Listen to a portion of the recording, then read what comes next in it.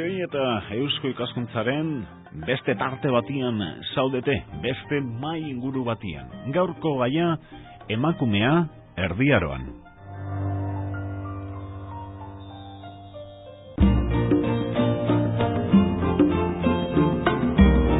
La Sociedad de Estudios Vascos Eusko Ikaskuntza les da la bienvenida a una nueva tertulia en Radio Vitoria. En muchas ocasiones tratamos temas de actualidad, pero para saber leer la actualidad hay que mirar también al pasado, como es el caso de esta jornada, de esta tertulia, la imagen de la mujer en el mundo medieval.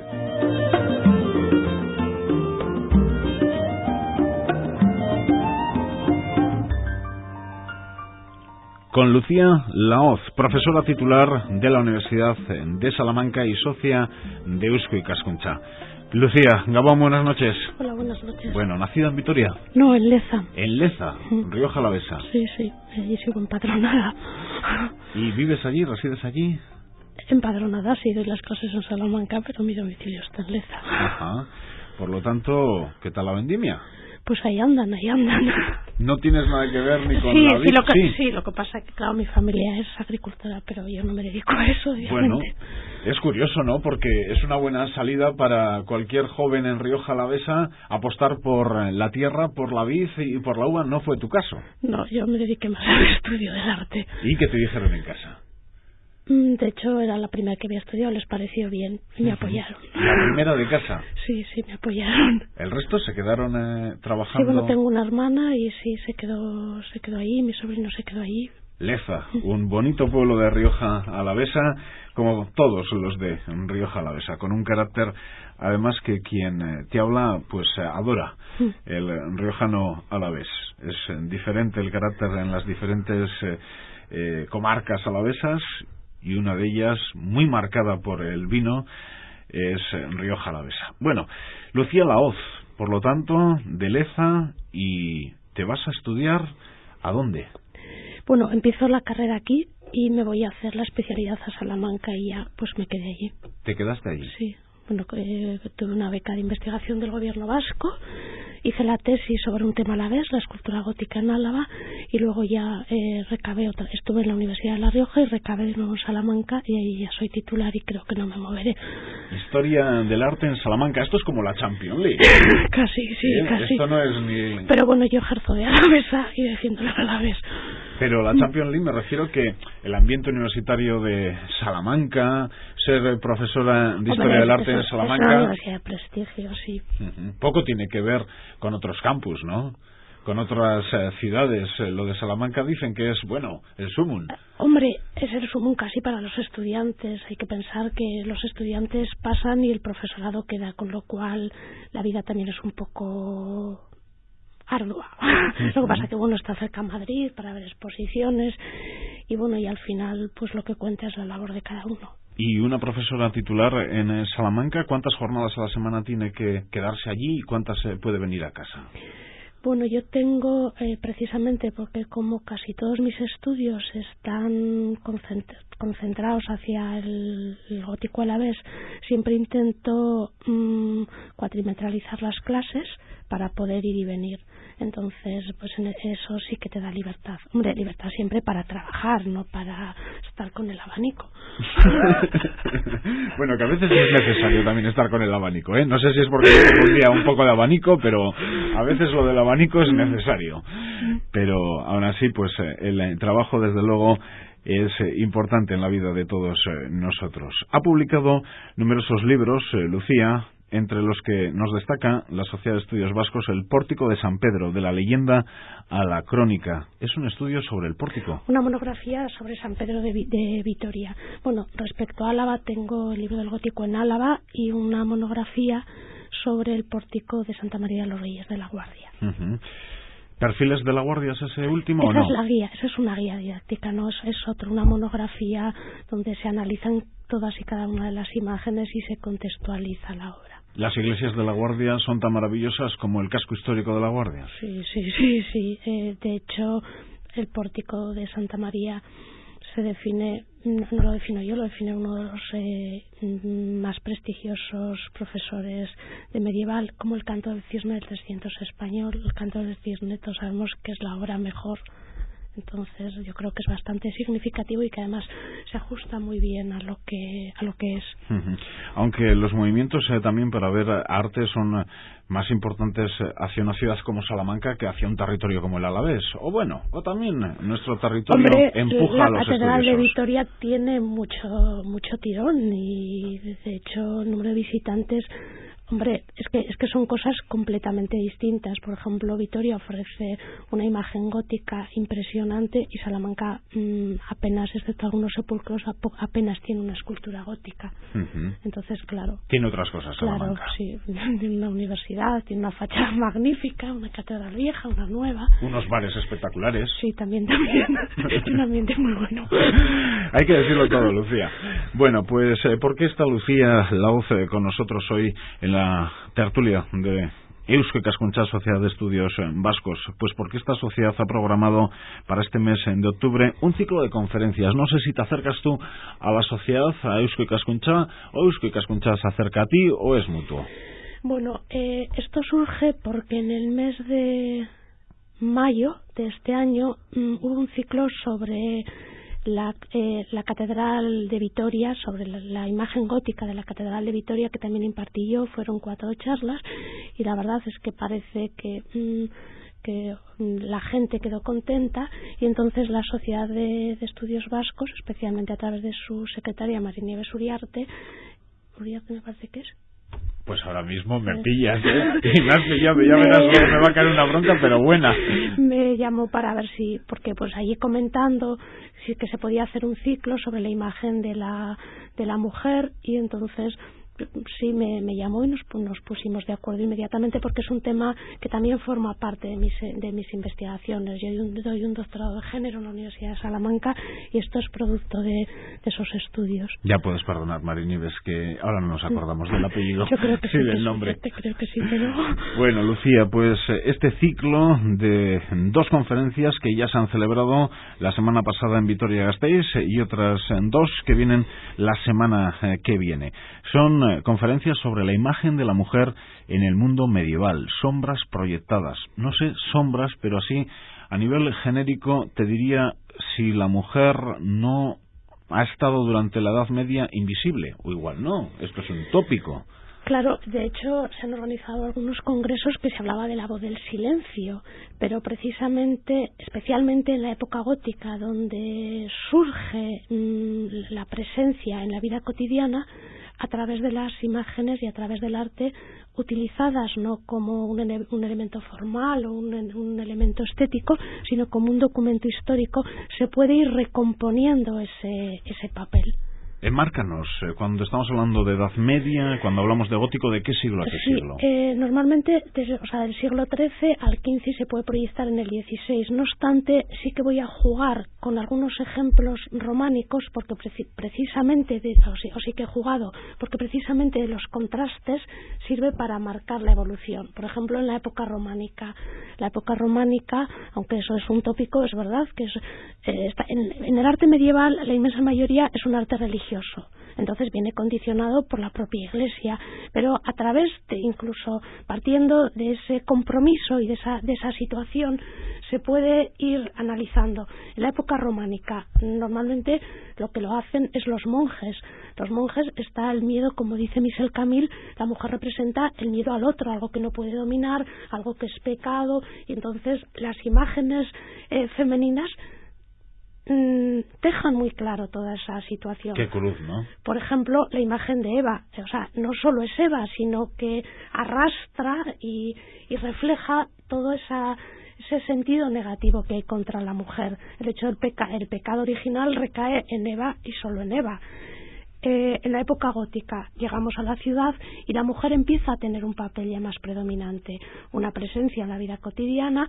De hecho, por ejemplo, Chiara Frugoni, una de las investigadoras más importantes, que decía que el papel que la santa va a tener en el mundo italiano está reflejando ese nuevo papel que la mujer juega en la ciudad, con lo cual, haciendo lecturas así cruzadas, podemos recomponer cuál era la imagen, porque claro, hasta ahora la historia se ha escrito a través de los textos. Todos sabemos cómo se puede manipular un texto, cómo se puede manipular un documento. Yo siempre les comento a mis alumnos el problema que sería reconstruir, por ejemplo, el atentado del 11 de marzo a través de los periódicos. Son documentos históricos. Dependiendo qué periódico cojamos, va a ser muy distinto. El impacto de la imagen es mucho más fácil para reconstruir. En la Edad Media pasa exactamente igual.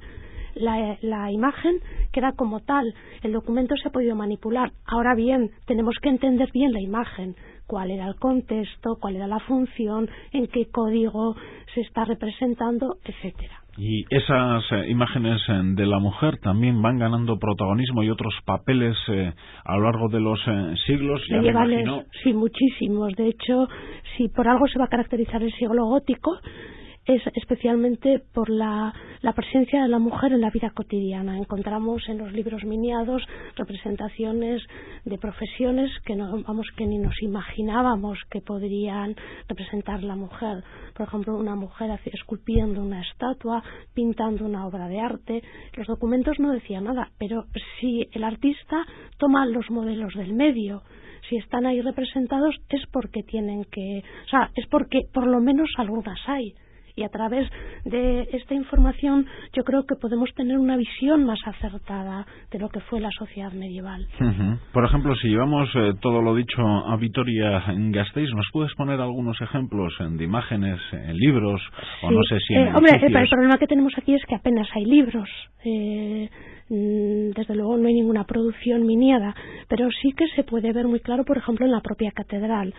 Mientras que los modelos habituales en las figuras de las jambas aparece un apostolado, aquí aparecen santas. ¿Por qué? Pues probablemente porque está reflejando y está dirigido a la sociedad urbana a la que iba encaminada.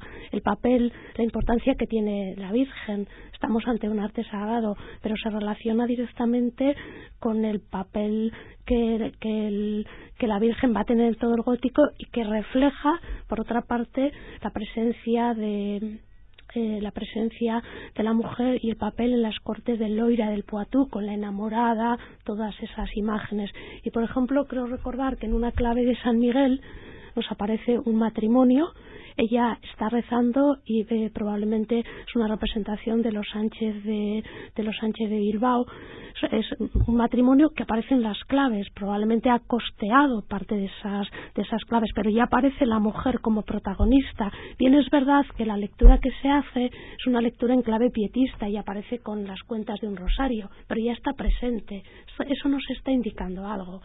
Y si atendemos, por ejemplo, al propio patronato o al propio mecenazgo, el monasterio de los franciscanos luego lo costea doña Urraca López de Haro, que es descendiente de la familia real, y ahí se establece un panteón de mujeres importantes de Vitoria, con lo cual, y yendo espigando todas estas noticias, sí que podemos tener una visión más acertada del papel que jugó la mujer en Vitoria. Pero hablamos de una sociedad machista, de una mujer en un segundo plano.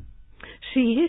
Bueno, yo creo que a veces tenemos que tener cuidado con las denominaciones. Lo de machismo, feminismo, son denominaciones actuales que para el mundo medieval no casan. También es verdad que si no se hubiesen desarrollado, yo creo que no se puede hablar, y discuto mucho con mis amigas feministas, creo que no se puede hablar de feminismo en la Edad Media, porque el feminismo es una cosa que surge posteriormente. Ellas creen que sí, ellas creen que sí, pero pero también es verdad que si no se hubiese desarrollado el feminismo, hoy no estaríamos hablando de temas de género y no estaríamos abordando el estudio de la mujer como objeto de la historia.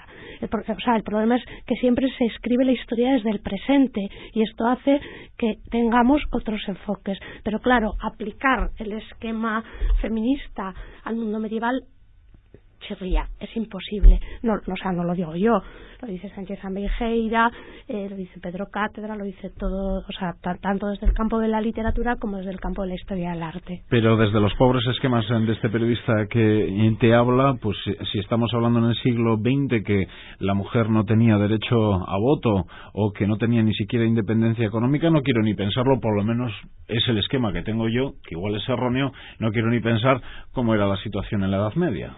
Hombre, primero no es una situación equiparable. Hay las clases sociales, o sea, lo que se denomina en un ciclo de conferencia las protagonistas de la historia no viven exactamente igual que la masa coral, la masa, por ejemplo, de pobres como mujer marginal. O sea, que habría que marcar diferencias. No es lo mismo la reina que... Por supuesto.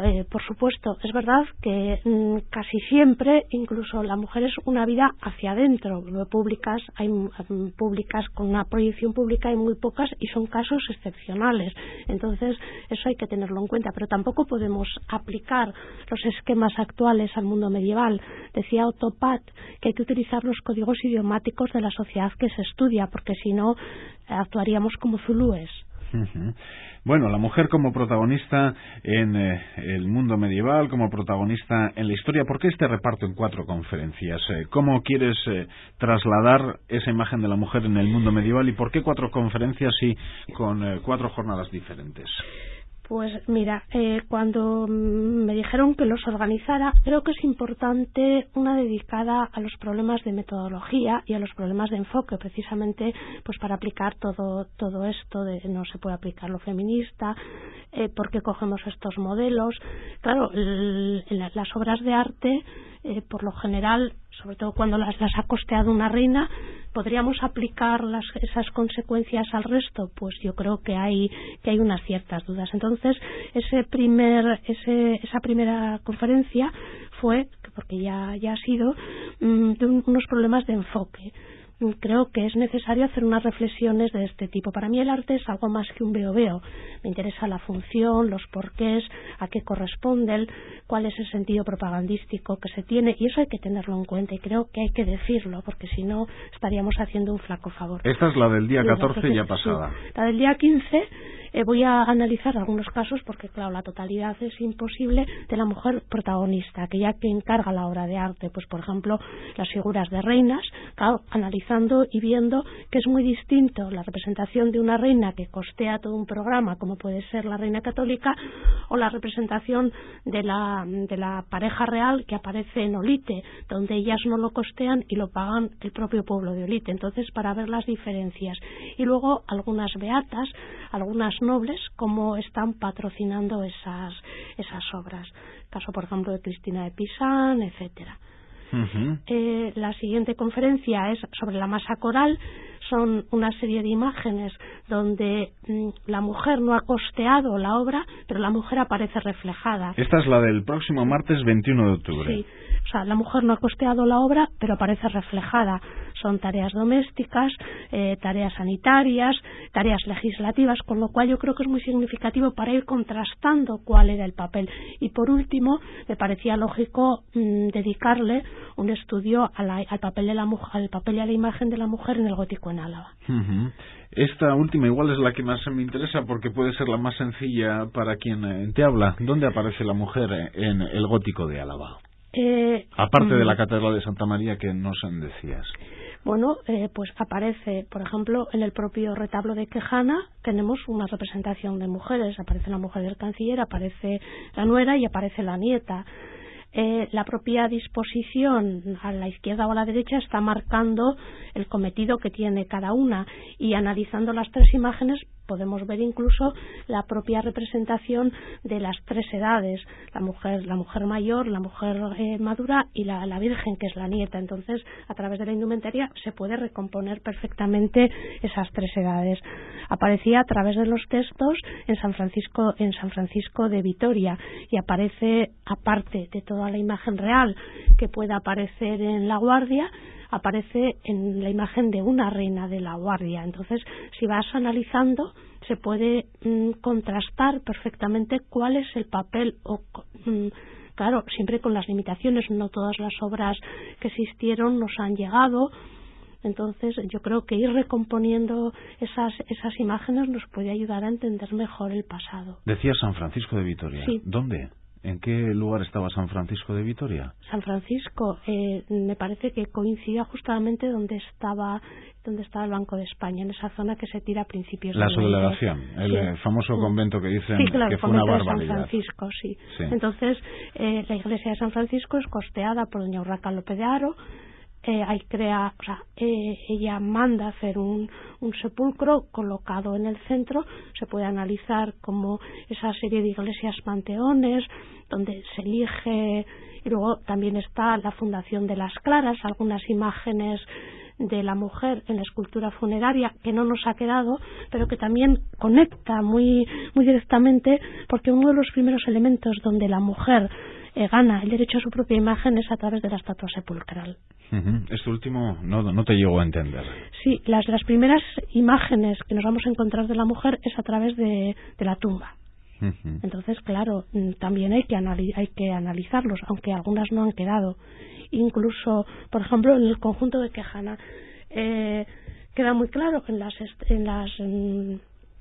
estatuas tumbales como él aparece como caballero del linaje y como en ella se matiza de una manera bastante clara la idea de la mujer pietista, o sea, de la mujer con la piedad, con la religiosidad. Lleva un libro de horas, en las bocamangas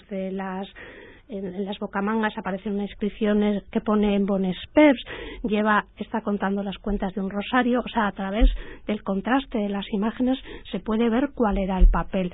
El libro de horas, además de ser, o sea, el libro que lleva en la mano, además de ser ese sentido religioso, ese sentido pietista, también el profesor Yarza lo ha estudiado para otros casos. Lo que está denotando, lo que está demostrando es el acceso o sea, como un símbolo de prestigio, al igual que hoy tenemos un Audi, pues parece que en Edad Media tenían el libro de horas, y luego también el acceso de la mujer a la lectura. O sea que a través de estos elementos se puede recomponer muy bien cómo era todo aquello. De cada 10 imágenes dedicadas al hombre, ¿aparece una dedicada a la mujer? ¿La cantidad es...? Hombre, predominan más las de hombre, pero sí que hay. Lo que pasa es que tampoco se les había prestado mucha atención. Sí que hay imágenes de mujeres.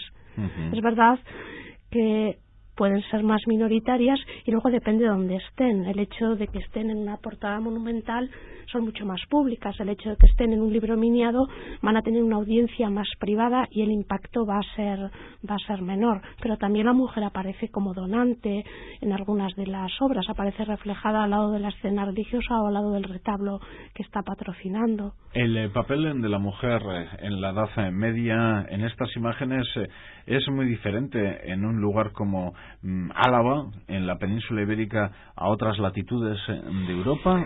Hombre, a ver, claro, el arte es reflejo de su tiempo. Por ejemplo, en Vitoria, primero, no tenemos libros miniados y no nos vamos a encontrar mujeres con un protagonismo como Cristina de Pizan, que está en la corte francesa, que escribe, que tiene una formación por su padre prácticamente de hombre, y que incluso sabemos que imparte clases en la Universidad de París. Pero con todo y con eso son casos excepcionales. Pero, hombre, lógicamente, Vitoria en la Edad Media, por mucho que nos cueste, o Álava en la Edad Media, no dejaba de ser un lugar más o menos marginal. Y luego también está todas aquellas imágenes de la mujer en el convento. Cuando se va al convento, algunos autores, y entre ellos Chiara Frugoni, está diciendo que la mujer elige un lugar marginal que no marginado, y que además a veces el hecho de estar en el convento es el único lugar donde la mujer tenía acceso a la cultura. Incluso jugando con textos más o menos contemporáneos, la propia Chiara Frugoni dice que en el convento es el único lugar donde la mujer adquiere una habitación propia, aludiendo al título de Virginia Woolf, con todo lo que va a significar el tener una habitación propia para poder trabajar, para poder estudiar. ¿La historia quién la ha escrito, los hombres o las mujeres?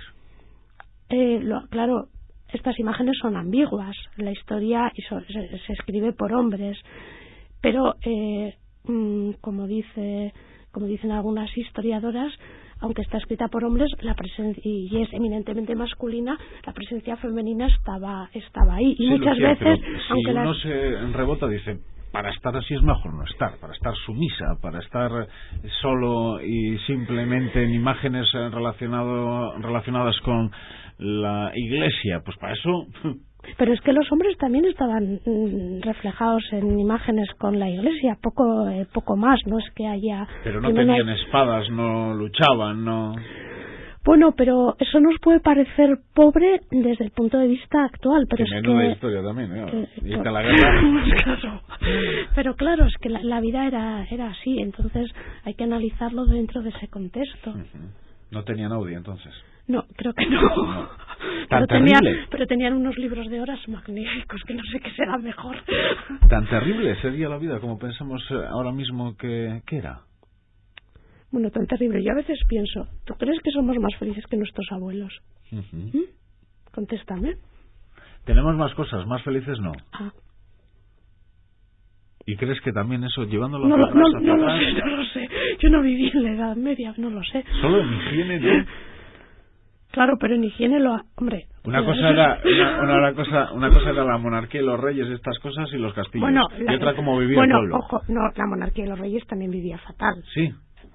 De hecho, Isabel pues la Católica, si vivía mal el rey, pues Isabel la Católica, cuenta que te he cortado, Lucía. Pues claro, Isabel la Católica, o sea, los palacios que tiene los vas viendo y bueno, pues tampoco es que sean muy hospitalarios. Eran VPOs. VPOs, viviendas de protección oficial. Pues no sé, de hecho la monarquía la española... VPO es estupenda ahora, por cierto. La monarquía española, cuando conquista los territorios islámicos, por algo será que inmediatamente accede a sus palacios y se dedica a vivir en sus palacios. O sea, que los islámicos sabían vivir mejor que nosotros, eran más hedonistas. Esto de relacionar el presente con el pasado es una equivocación, ¿no? Claro, ese es el problema. Pero es verdad que siempre se escriben historias del presente. Esto no es... estos estudios no es porque se hayan aparecido nuevos temas que hayan revolucionado la historia del arte, sino que probablemente la sociedad está más sensibilizada y se fija en otros temas que estaban ahí que nunca se habían abordado. La evolución de la historia, en un concepto general, es más rápida que la evolución de la historia del arte. ¿El arte siempre es más lento o no? Yo creo que no. Es más... por ejemplo, si tú les... ¿Quién corre más, el arte o la historia en general? Es que el problema, casi siempre, es que hemos abordado la historia del arte como un reflejo de la historia. Y la historia del arte forma parte de la historia y muchas veces contribuye a cambiar la historia. Si le preguntas a un artista contemporáneo si él es reflejo de la historia, te dirá que no, que él está intentando adelantar la historia y cambiar la historia. Si pensamos en el uso de las imágenes en la Edad Media, que era un sistema de adoctrinamiento, yo no creo que sea después que la historia, sino que muchas veces a través de las imágenes se intenta coaccionar al propio pueblo, y a veces incluso las imágenes influyen de una manera decisiva. Por ejemplo, un caso que me viene ahora a la mente, el caso de la Catedral de Tudela. Tiene una puerta del juicio impresionante, nada parecido aquí en el mundo hispano. De hecho, se le da una cronología y hacia 1220 y se critican todos los oficios que están destinados, o sea, que están desempeñados por judíos. La portada parece que se acaba hacia 1220. Hacia 1230 nos encontramos el primer pogrom judío. Quizás las imágenes no han condicionado también hacia esa creación. Ahí dejas la pregunta. Entonces, claro, esto vendría a demostrar que la historia del arte no va más atrás que la historia, sino que participa de la creación de la propia historia. Pero está claro que la imagen de la mujer en el arte actual poco tiene que ver con la imagen. Claro, es completamente distinta. Pero también había pintoras, aunque se conocen menos, había algunas escultoras, porque registros iconográficos nos están diciendo que Por lo tanto, también en la actualidad la mujer tiene un papel de protagonismo en el arte, de autora, también en el medievo entonces. No hay protagonismo a la hora de la práctica artística, no tiene ningún protagonismo. Ninguno. No hay ni excepciones siquiera. conocidas. Sí que aparece, por ejemplo, la monja Ende, que probablemente ha participado en la creación de uno de los beatos más importantes, el beato de Gerona, pero es algo casi esporádico. No hay un protagonismo como tal, pero también en la inmensa mayoría, al menos al principio del gótico, también los artistas son anónimos. Date cuenta que prácticamente lo que conocemos son los nombres de los comendatarios, de los que mandan a hacer las obras, más que de los artistas. Por ejemplo, quien mandó a hacer el retablo, no sé, de San Miguel, ¿sabemos ese nombre? Sí, porque San Miguel ya es barroco. Es barroco. Ponme un ejemplo gótico. Un ejemplo gótico, por ejemplo, simplemente el hecho de que Jana, toda la capilla, sabemos que fue la capilla del cabello, que fue mandada hecha por el canciller Ayala. El retablo lo hace. Sabemos quién lo paga, pero no sabemos quién lo hace. Claro, incluso quién dicta el programa, que es el propio canciller Ayala. Y esto respecto al barroco, el ejemplo de San Miguel, ¿cómo cambia? Sabemos ya quién paga y quién es el artista, claro, y quién lo hace. Primero aparece documentación. Y segundo, a partir del Renacimiento hay una revalorización del artista, el artista como personalidad propia. Entonces ya aparecen los nombres de los artistas. Pero eso no se da en el gótico. No, a finales del gótico sí que nos aparecen, y luego sobre todo sí que aparecen mucho en lugares con un desarrollo comercial impresionante. Por ejemplo, Cataluña. Cataluña tiene una riqueza documental extraordinaria que se puede casi fijar día por día lo que hace cada artista. Luego pero es que si tienen tenemos la misma venta que tienen en la actualidad, saben venderse muy bien. Esto igual les viene desde el final del gótico. Sí, en la época gótica también sabían venderse muy bien.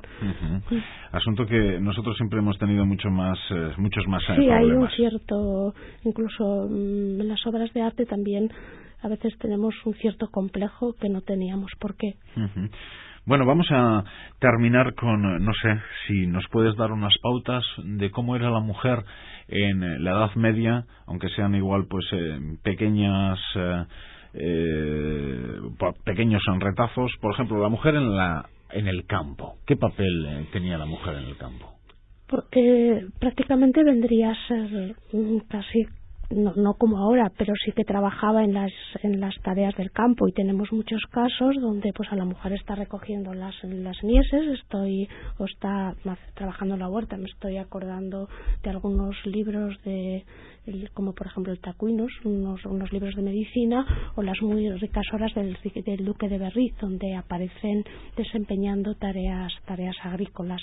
Es más, yo recuerdo una vez que escuché una conferencia sobre el trabajo de la mujer en la Edad Media, y a mí me daba la sensación de que estaba hablando de Leza en los años 60, porque eran imágenes muy parecidas a las que yo recordaba.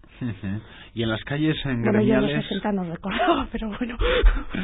Sí, pero bueno, las que te han llegado, sí. Las que te han llegado de tus padres, incluso de tus abuelos, pero que no hace falta irse muy lejos para dar con esas imágenes, cruzarlas, entrecruzarlas, como dices, las que te han llegado a ti de tus antepasados más cercanos y las que podías ver en la Edad Media y en la imagen de la mujer en dicha época.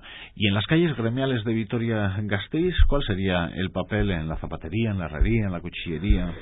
De eso sí que no tenemos yo no me atrevo a decir nada, porque claro, creo que hay que ser prudente, y si no tienes datos tampoco te los puedes inventar, pero claro, no ha quedado nada.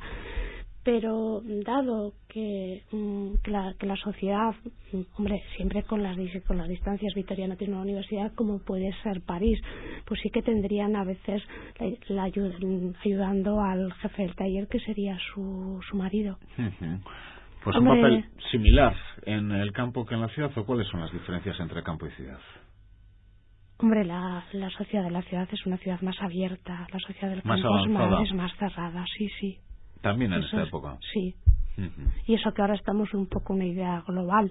Este mundo que hoy tienes acceso a todas las comunicaciones y a lo que está pasando, cambian las cosas. Bueno, pues Lucía, anima, no sé, a los oyentes, ¿qué persona debe acercarse a escuchar las dos conferencias que te quedan? ¿Con qué crees? Pues todo el que sienta una curiosidad, porque yo creo que Aparte, los historiadores del arte jugamos con la ventaja de las imágenes y, claro, una imagen vale más que 1000 palabras. Uh-huh. ¿Qué tipo de ciudadano es el interesado por estos conceptos de la historia del arte?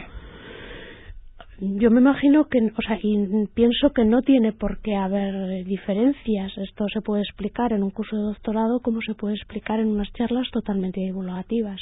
El problema es la curiosidad del que asista y las ganas de aprender y ver otras cosas.